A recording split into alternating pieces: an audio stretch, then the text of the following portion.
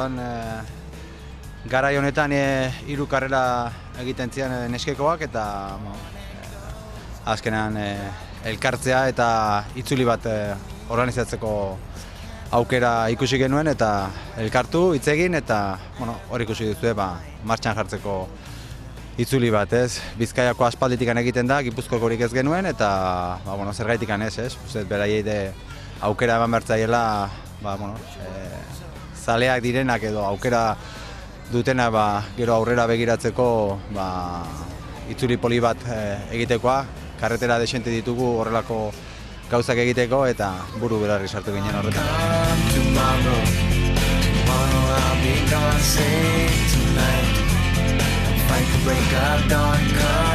Nola joan da? Nahiko ondo, esan barkoa, lehenengo urtea izatekotan, ondo.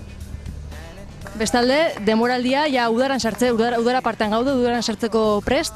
Azaldi guztu, nolakoa izan duzu aldaketa infantegietatik adetetara, nola daramatu?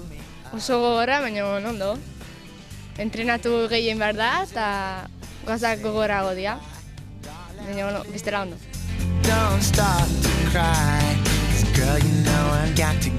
Hiru lasterketa irabazi dituzu, 3. etxean izan zen, atzo Tolosako lasterketan, zer sentitzen da bakarrik sartuta helmugan besoa gora jarrita dituzula?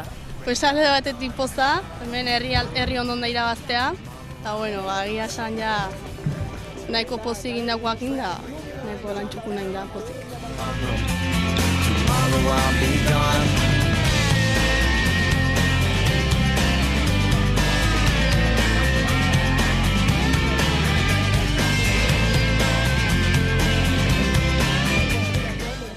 Lehenengo urte izateko oso guztua, enun espero.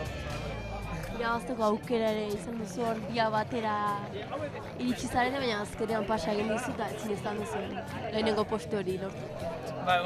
Oso honek hautan joan eta ezin nun gehiago eta pasa egin dit eta ezin izan dizu.